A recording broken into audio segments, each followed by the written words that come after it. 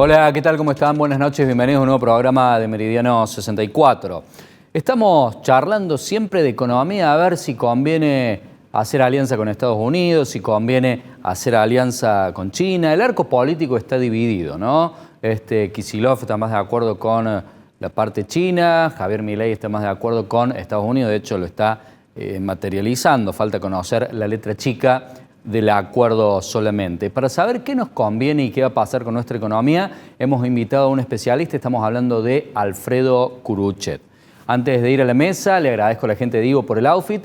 Si ustedes quieren ir así vestidos a algún evento, no tienen más que averiguar en las redes sociales de Divo para conocer las promociones. Alfredo, ¿cómo estás? Buenas noches. Buenas noches. Gracias por venir.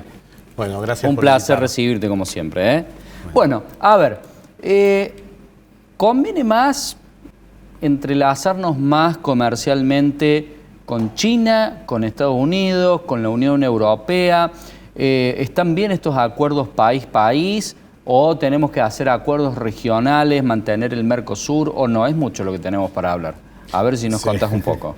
Bueno, digamos, lo que hay que tener en cuenta es que para responder a eso uno tiene que hacer un buen análisis de cuáles son, digamos, las posibilidades. La letra chica. Sí, y las posibilidades que tiene Argentina de exportar a estos distintos países y qué es lo que esos países producen y nos van a querer comprar.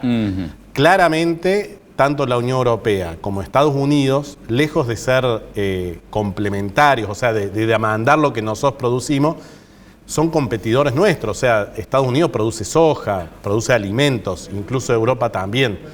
Entonces, pero no puede competir con nosotros nunca jamás a Europa en producción de alimentos. Bueno, pero ellos no justamente sus campesinos hacen lobby, no dejan entrar nuestros productos. Bien. Lo que quiero decir es que si nosotros nos abrimos así pavotamente a Estados Unidos, por ejemplo, ¿qué le vamos a vender nosotros a Estados Unidos? ¿No? En cambio... Bueno, yo le vendería litio, energía... Sí, pero eso no alcanza. Soja, digamos. Maíz... Bueno, no, ¿en qué otra...? Soja y maíz, no, porque ellos producen soja y maíz justamente. Entonces, ellos producen carne, no es lo que ellos te van a demandar. Bueno, le estamos vendiendo carne, limones, vinos también. No, bueno, vino está bien, limones está bien, pero digamos, la producción agropecuaria en general es una competencia con ellos. En cambio, China justamente necesita alimentos y por eso le interesa comprar nuestros alimentos. Entonces, en ese sentido, Argentina es mucho más complementario con China. Bien. Dicho esto, tampoco es una buena estrategia de abrirse a lo pavote con China tampoco, porque justamente te van a inundar... Pero venderle barcos de soja a China a cambio de que nos venda todas cosas industriales no va a ser negocio, salvo para un 0,5% de la población. Por ¿no? eso, o sea, me parece que, o sea, si nosotros solamente le vamos a vender soja y vamos a destruir la industria automotriz, por ejemplo, y importar todo de China, y tampoco nos va a servir, digamos. O sea, en ese sentido me parece que es muy importante seguir manteniendo y profundizando el Mercosur y sí abrirse, digamos, a estos bloques, pero de un modo muy inteligente. Tiene ¿Y en que ser. qué nos complementamos? No es lo que está pasando. Bien. No es lo que está pasando. Este preacuerdo que se hizo con Estados Unidos, por ejemplo, si uno mira, Estados Unidos se compromete a 3 cosas, que aparte es dejar entrar carne, que también ya se lo dijo a Brasil que lo deja, porque Trump quiere bajar el precio de la carne, tampoco vamos a vender mucha carne. No, se duplica la venta con Estados Unidos, pero es insignificante la cantidad. Y después uno mira, bueno, ¿y qué se compromete Argentina? Y bueno, ahí tenés digamos, hay 20 o 30 puntos que se compromete Argentina. Claramente eso fue negociado desde una posición de debilidad. No es eso lo que nos va a llevar al desarrollo, para nada, todo lo contrario, va a terminar, digamos, empeorando. Incluso creo que la industria farmacéutica está bastante preocupada porque parece que, digamos, hay cuestiones ahí que, digamos, se estaría comprometiendo en nuestra industria. Claro. ¿Estará haciendo Milei lo que dijo Cristina que tenía que hacer? En el sentido de... Y dijo Milei, si están tan caros los medicamentos, tenés que abrir las importaciones. Sí, bueno, pero lo que está planteando Estados Unidos es que las patentes que tienen 20 años, más o menos, creo que es 20 años, 30 años, pero que después vos podés hacer los medicamentos sin pagar esas patentes, lo que están diciendo, entonces por eso hay gran parte de la industria farmacéutica argentina produce medicamentos, medicamentos que la patente ya no es válida, entonces la podés producir sin problema, y eso abarata muchísimo el costo. Claro. Lo que están negociando, y esa es la preocupación, de que no serían 20, 30 años, sino que se podrían extender mucho más. Las industrias farmacéuticas a veces hacen pequeños cambios, que en realidad no cambia el medicamento, pero entonces lo vuelven a patentar y te dicen, no, esto ahora vale 20 años más. Bien. Están hablando de que ese sería un costo de $2.000 millones por año para Argentina, no es menor. Se me hace algo muy importante para consultarte, Alfredo, porque vos me decís, no somos complementarios con Estados Unidos, somos competitivos, por ahí sí lo seríamos con China, pero de competencia, ¿qué tenemos que cambiar nosotros, no? Para no ser un país que ofrezca de forma competitiva solamente productos agropecuarios sin industrializarse, ¿no? Hay algunas excepciones, que eso es la planta de Toyota que fabrica 150.000 chatas por año, pero después competitivo fuera de lo que es también energía, no hay. No es que nosotros podremos exportar televisores, algo de tecnología de forma competitiva. No, creo que, digamos, lo primero es que hay que tener un buen diagnóstico, y ese diagnóstico no lo hay, digamos. O sea, uno mira empresarios que digamos, que plantean de que no, acá hay que abrir, está todo cerrado, y ahora se les cierran las empresas. Como Galperín. Bueno, ahí, ese es un buen ejemplo en donde te dicen, no, hay que desregular, hasta que le tocó su propio bolsillo, y claro, entonces ahí dijo, no. Entraron los chinos y exacto, ahí dijo... ¿no? Pero digo, más allá de un caso particular, digamos, me parece que hay que tener un buen diagnóstico de qué es lo que ha hecho que los países se desarrollaron. O sea, si uno mira, por ejemplo, China, bueno, antes no, digamos, tenía que fabricar cosas pagando sueldos muy baratos, pero ya hoy no es así. Entonces, no es así. Y no, ¿Cómo es? Ya los sueldos son altos, los sueldos. Contanos, ¿cuánto gana un trabajador de una fábrica de auto en China? Por lo menos, no tengo la cifra exacta, pero por lo menos, claro, seguramente que lo mismo que acá, digamos, o hasta un poco más, digamos. Bien. Eso ya cambió hace bastante tiempo, hace muchos años que eso ya cambió, porque claro, la vida en China, al volverse, digamos, grandes ciudades, ese costo de la vivienda, etcétera, hizo que los sueldos en esas industrias tuvieran que subir, y ya no sea esto de que era mano de obra barata. Claro, un plato Entonces, de arroz, ¿qué es lo que está antes pasando? Lo que está pasando es que están, digamos, han invertido muchísimo en tecnología, en desarrollar productos, etcétera, innovación, etcétera, y le están empezando a ganar a Estados Unidos y a Europa en productos de alta tecnología. Antes era baratijas, pero ya ahora es en alta tecnología. Y eso es lo que está atrás de todas estas peleas que se están dando, que uno escucha la guerra comercial, etcétera. De lo que se trata es de que tanto Estados Unidos como Europa están viendo de que, esto, China, que antes mandábamos nuestras fábricas porque era más barato producir allá, pero manteníamos nosotros las marcas de autos, etcétera, ahora resulta que China ya está desarrollando, ya es líder, por ejemplo, en autos eléctricos. Entonces ya ahora Estados Unidos y Europa ven que China se los va a comer a ellos, incluso, y empieza a defender su industria. Acá en Argentina, para responderte esto, fíjate vos, por ejemplo, acá tenemos una industria nuclear y hacemos reactores nucleares. Hay unos reactores chicos que somos líderes mundiales. ¿Qué hizo Milei? ¿La quiere privatizar, era? No, aparte desfinanció totalmente, digamos, se ha desfinanciado totalmente toda esa industria, o sea, eso requiere una gran inversión del Estado, etcétera. Claro. Hay toda una inversión de 40, 50 años, y ahora, digamos, lo desfinancia. Un favorazo nos hizo. Claro, ¿no? Entonces, digo, eso, o esta idea de decir, sí, los autos o los electrodomésticos o la industria es cara acá. Entonces hago una apertura así a lo pavote. ¿Y qué pasa? Y todos los días estamos escuchando que cierran industria. Entonces, está bien, yo sí quiero tener productos más baratos, pero si no tengo trabajo no los voy a poder comprar, digamos, ¿no? Entonces, digamos, esta idea de a lo pavote, de sin pensar, y en donde en realidad lo que termina valiendo es simplemente los lobbies, no un análisis riguroso, bien hecho, en donde, digamos, realmente hagamos un análisis, entendamos bien cómo funciona. Sí. Mirá lo que está pasando, por ejemplo, con esto que han dado de baja la yerba mate, por ejemplo. Había un ente que estaba ahí.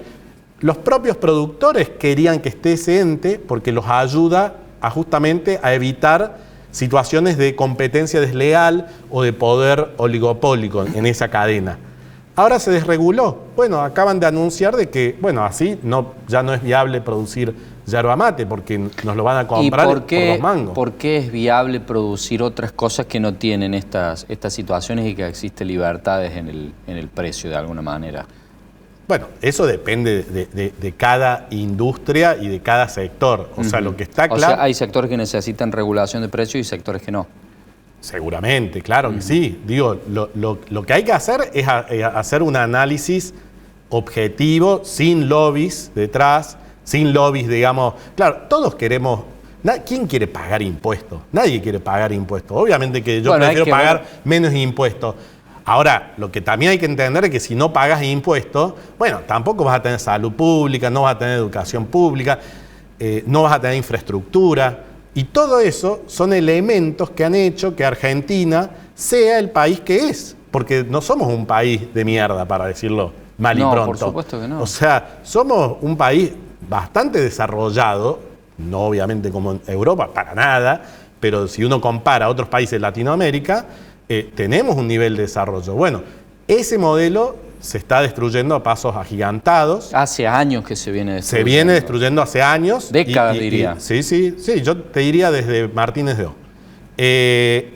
Con Menem, Martínez de O, Menem, y ahora creo que hay un nuevo impulso y la consecuencia creo que es esto. Todos los días estamos escuchando que cierran industrias, ¿no?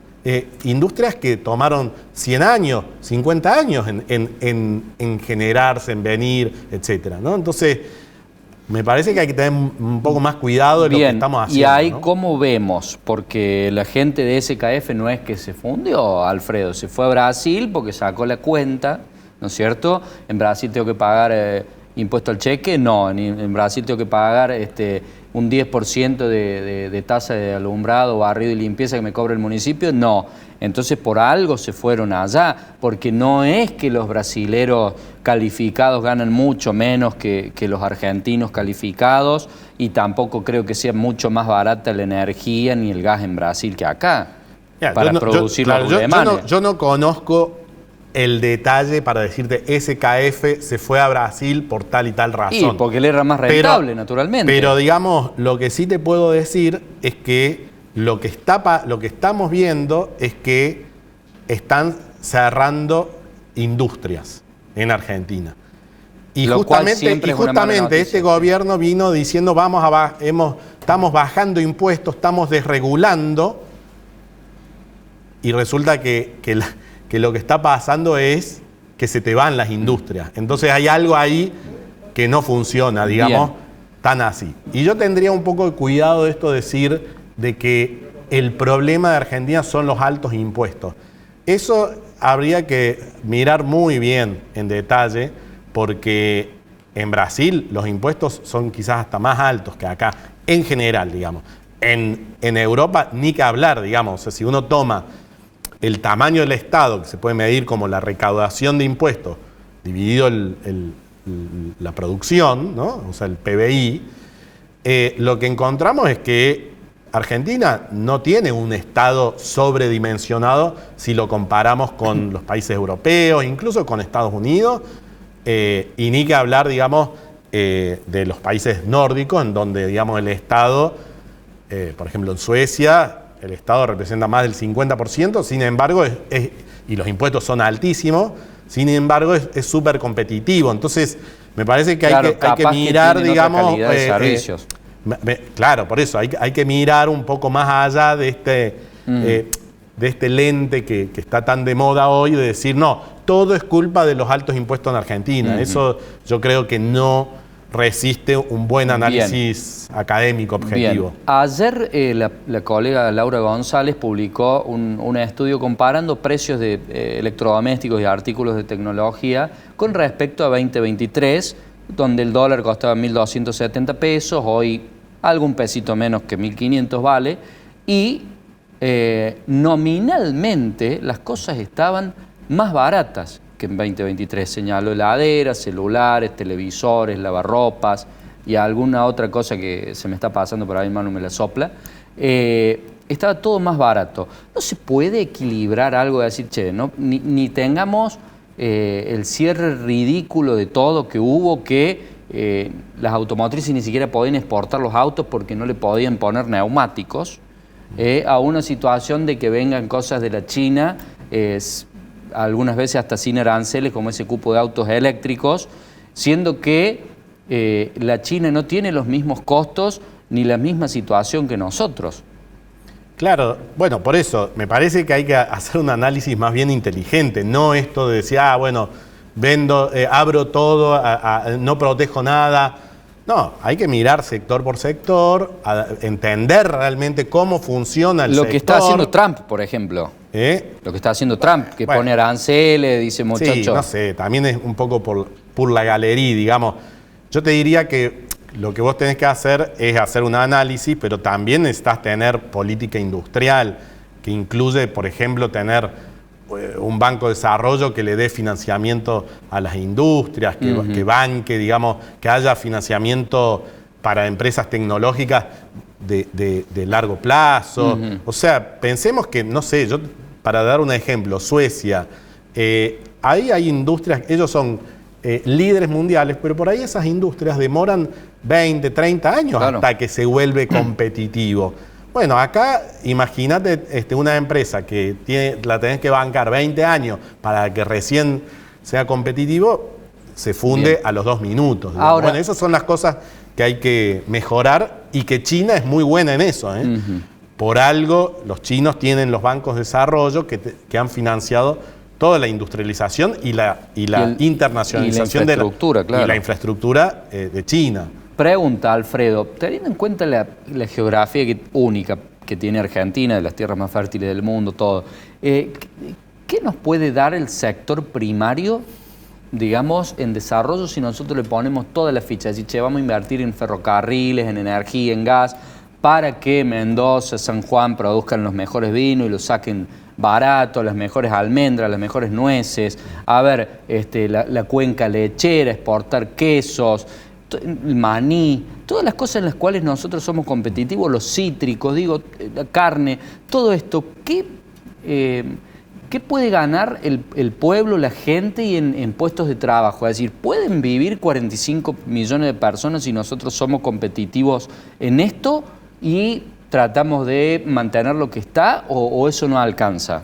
No alcanza. O sea, Argentina necesita industria. Sin industria no va a haber trabajo para todos, porque digamos, mucho de esta producción del campo o de petróleo, del gas, etcétera, no es mano de obra intensiva. Claro. Entonces necesitas industria para que realmente haya un desarrollo. Ese es el desafío. Acá no es que desarrollarse, ser un país más rico es algo fácil, digamos. No, justamente es bien difícil y Argentina es un ejemplo de eso, de cómo difícil es. Ahora, de hecho, el problema es que en el sentido contrario, ¿no? Porque estamos subdesarrollando. Bueno, por eso. Pero el problema es digamos, estas soluciones facilistas que te dicen, no, acá hay que abrir todo y entonces abrimos todo así sin pensar un poco. Yo creo que hay que cuidar bastante a la industria argentina. No es algo que uno, digamos, abre, ¿qué me importa? Abro porque... cuidemos lo que tenemos, no es lo que está pasando. No se está cuidando a la universidad, no se está cuidando a la investigación, ¿no? No se está cuidando realmente a la industria argentina. Y otra cosa, digamos, uno dice, bueno, Vaca Muerta, por ejemplo. Vaca Muerta es una gran oportunidad.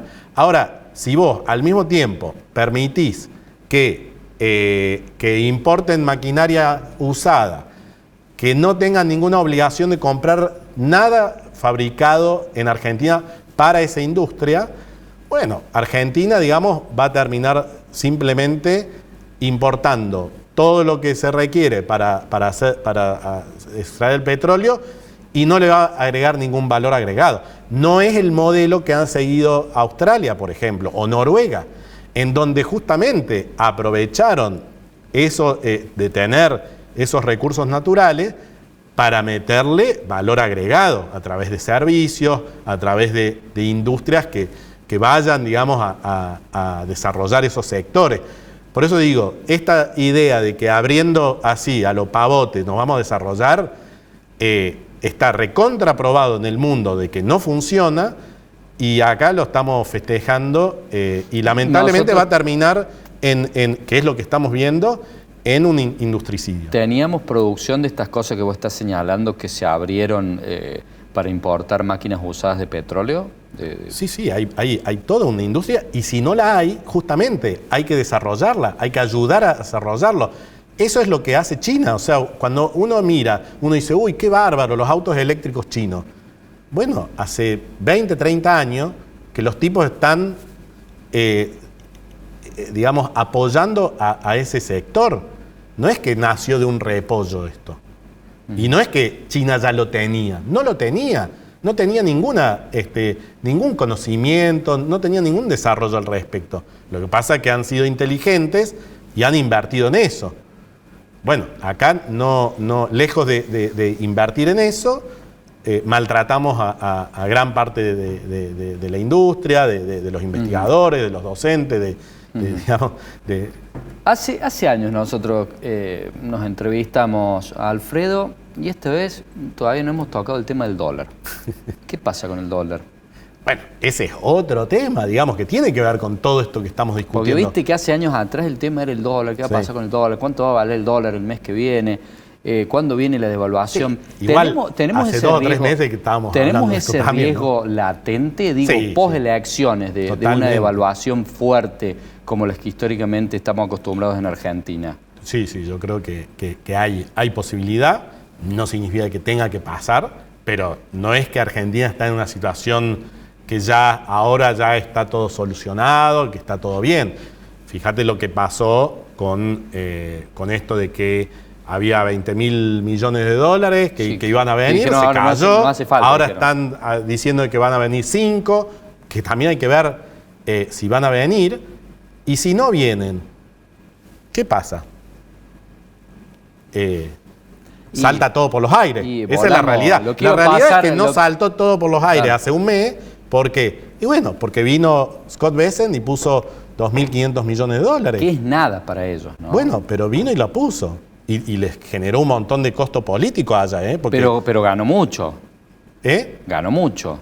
Bueno, obviamente que si después Argentina se abre como se abrió... porque... Este acuerdo comercial tiene que ver con eso. 1.575 y ahora 1.475 hizo la diferencia. Está bien, pero digamos, muy bien que ellos ganaron, pero ¿y Argentina? Digo, nos salvó, porque si no saltaba por los aires. Sí. Entonces, ahora viene en enero este vencimiento de 4.000 millones. Si no conseguimos los 5.000 millones, ¿qué va a pasar? Que de hecho estamos en reservas negativas, ¿verdad? Netas. Están subiendo, digamos, las reservas netas se están volviendo cada vez más negativas. Hoy están en 15.000 millones de dólares negativos. Y cuando llegó el gobierno estaban en 11.000 millones negativos. Tenía otro número. Sí. Tenían 50.000 millones de dólares o negativos. No.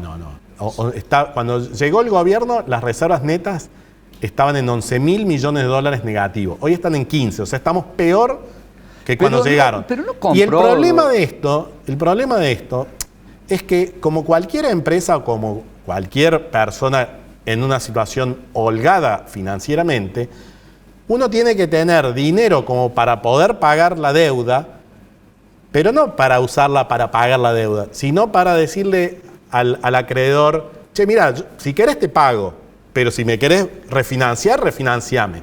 Así funciona la cosa. Es el problema de tener las reservas netas negativas, de que Argentina no tiene esa opción. O sea, si los bancos esto ahora no le dan los 5.000 millones, esto vuela por los aires.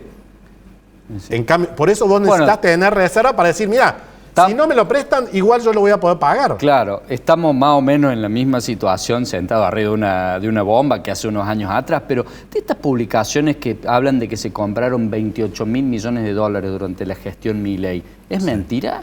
Lo que pasa es que hay que ir pagando claro, sí, un no montón se de deuda. Naturalmente, pero ¿se compraron? ¿Es verdad o no? Bueno, no tengo el dato exacto, o sea que no te lo quiero confirmar que es ese dato que vos decís, pero sí, han ido comprando el año pasado. Este año no. Claro, no pude. Y digamos, entonces, ahí hay una digamos, está claro, el gobierno, si no acumula reservas, como una familia o como una empresa que no tiene efectivo, cada vencimiento va a ser un gran tema. O cada evento, como una elección, va a ser un gran tema. Claro. ¿Por qué? Porque no, la goma del auto. Exacto, no ya digamos, fundiste, ¿no? Entonces, esa es la vulnerabilidad que tenemos y que sigue estando y que no ha resuelto este gobierno y que incluso, digamos, uno dice, parece ser que está obstinado en negar esto cuando, digamos, es lo que casi te diría que los economistas, casi todos tenemos consenso de que esto es importante. Ahora, se abrió el cepo cambiario solamente para personas físicas. Existe una especie de veranito de gente que compra el dólar baratísimo y se va a Brasil a veranear y demás cuestiones. ¿Cuánto pensás que debiera ser el valor natural de mercado de la divisa si vos realmente lo abrís para las empresas y lo dejas libre, ¿no? Porque estás regulando el precio más importante de la economía y por ende estás regulando un montón de precios que no es la ideología de Milei, aparente, ¿no? Bueno, ahí, digamos, hay dos cuestiones. Primero, no hay como una cifra del dólar, pero si uno, porque eso es difícil de decir, no, es esta cifra exacta, nah. Pero si uno mira históricamente y con un 15-20% más alto el dólar estaríamos más o menos bien. Pero tampoco es una garantía. Y lo otro es que no va a haber, o sea, si uno hace una apertura a lo pavote, si uno no contempla de que justamente necesitas exportar para poder importar. O sea, necesitamos conseguir dólares para poder gastarlos. Ahora, si vos negás eso, ¿no? Si vos decís, no importa eso, no. Acá lo que importa es el déficit fiscal, que nosotros lo hemos destruido y con eso, con el déficit fiscal ya se resuelve todo. Bueno, ahí ya también, y es más, y además abrimos a lo pavote, no protegemos la industria, ni siquiera protegemos la industria que exporta, entonces también, digamos, y abrimos, por ejemplo, esto que te decía de la industria del petróleo, toda esta maquinaria que la podríamos fabricar nosotros, se va a empezar a importar. Bueno, esos son dólares que se van, digamos. O abrir autos eléctricos. Son dólares que se van. Sí, es insignificante igual. No es tan insignificante. Son varios, o sea, empezás a sumar. Pero no, digo, en la cantidad de autos eléctricos que se venden no llegan ni a 50 autos por mes en Argentina. Bueno, no, yo escuché 50.000 autos. Sí, ese era el cupo, pero no se venden 50.000 autos eléctricos en ningún punto de vista, ¿no? Pero digo, el punto es que si vos no sos inteligente y no cuidás los dólares y no tenés en claro esto, y si vos, básicamente, yo te diría, los economistas nos dividimos como en dos grupos. Unos que creen, como Milei, que ajustando el déficit fiscal ya Argentina va a ser Suiza. En 50 años, ¿no? Dijo. Y digamos, ya se va a solucionar la inflación. ¿Cuántos meses vamos? Todavía sigue 2% y noviembre va a dar más cerca de 3 que de 2. Que es más alto que la inflación mensual que había en la época de Cristina, ¿no? Claro. ¿Cuánto era ahí la inflación? Bueno, era 1,5 mensual, en promedio, claro, más o menos. El doble que Cristina. Claro. Entonces, están esos economistas y están los otros economistas que decimos, mirá, el déficit fiscal es un tema, obviamente que no es bueno, pero en realidad el principal problema es la falta de dólares. O sea, que es una economía que demanda más dólares de lo que produce. ¿No es la falta de confianza? Porque creo que Argentina es el segundo país del mundo que más dólares tiene después de Estados Unidos, la gente. ¿No? Digamos, obviamente que la confianza es importante. Lo que pasa es que a veces es qué viene primero y qué viene después. Obviamente que no hay confianza posible si vos estás de crisis en crisis, digamos. Si cada 2 por 3 te faltan los dólares y vuela el dólar. Entonces, obviamente que no va a haber confianza, ¿no? Entonces, es como, el problema no es, yo te diría que digamos, el problema más profundo no es la falta de confianza. La falta de confianza es una consecuencia de algo más profundo todavía, ¿no? Y entonces, ¿a dónde vamos? Bueno, a mi entender, es eso, es la falta de dólares. O sea, una economía que termina demandando más dólares de lo que genera. ¿Cómo resolviste esto? Bueno, el Estado endeudándose afuera, trayendo los dólares. Cuando eso se acabó, por ejemplo, como el año pasado, se hizo este blanqueo, entonces vinieron los dólares de la gente que los metió en el sistema bancario. Ahora, ¿qué pasó? Bueno, le pediste, digamos, a Scott Bessent este swap, ¿no? Y todo el tiempo estás tratando de zafar un poco, pero sin resolver el problema de fondo, claro, que es la falta de dólares. Le das un poquito más de tiempo al reloj de la cuenta regresiva de la bomba, ¿no? Exacto, ¿no? Pero aparte que no es una solución perdurable, porque la solución perdurable es lo que está haciendo Brasil, es lo que hace China, que exportan muchísimo más de lo que importan. Entonces, y eso, para volver a tu pregunta original, eso se resuelve con un dólar que no esté demasiado barato, pero tampoco es solamente con un dólar un poco más caro. Artificialmente barato, ¿no? Necesitas toda una política industrial que fomente las exportaciones, que te fomente la sustitución de importaciones, que ahí hay toda una discusión de decir, che, vamos a fabricar electrodomésticos, vamos a fabricar celulares. Que ya los fabricamos, los electrodomésticos. Los celulares eso yo lo puedo discutir, los digamos. Celulares no, pero electrodomésticos yo puedo sí. discutir si realmente tiene sentido o no de fabricar celulares en Argentina. Pero, digamos, no me parece que esté bien decir, bueno, abro a lo pavote, como decía recién, de la industria petrolera, digamos, que la maquinaria que usa, etcétera, que la puedan importar usada de afuera y no aprovechar eso para justamente, bueno, desarrollar, digamos, la industria acá que sea proveedora de ese sector, ¿no? Alfredo, no quiero dejar de consultarte por algo específicamente de Córdoba, también que hemos hablado mucho internacional, pero ya que te tenemos acá, esto de la baja de impuestos que ha anunciado el gobierno de la provincia, desarróllame si está bien, si está mal y qué impacto va a tener. Bueno, yo lo que creo es que, como decía, hay como un movimiento que tampoco es nuevo, pero digamos está muy de moda, de plantear de que no, el gran problema es, uno, el déficit fiscal y además los altos impuestos, o sea que el tamaño del Estado es demasiado grande.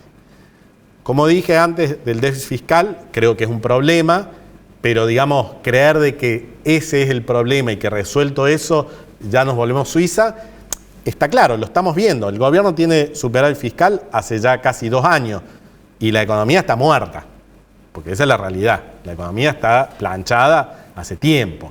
E incluso la inflación, lejos de estar bajando, o sea, de haber una desinflación, está subiendo, ¿no? Los últimos meses está subiendo un poco, pero digamos que se ha mantenido en el último año estable en el 2%, más o menos, ¿no?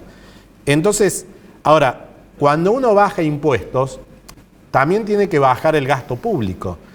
Entonces uno dice, bueno, ¿y qué financia ese gasto público? Y bueno, la educación pública, la salud pública, la infraestructura, como decía. ¿Qué vamos a hacer si no tenemos educación? O sea, ¿qué va a pasar si no tenemos docentes bien pagos, bien capacitados, si los médicos no están bien pagos en el hospital público? Diría que exactamente lo que nos viene pasando. Alfredo, te agradecemos por haber venido a nuestro programa y quedan las puertas abiertas de nuestro espacio como siempre. Muchas gracias.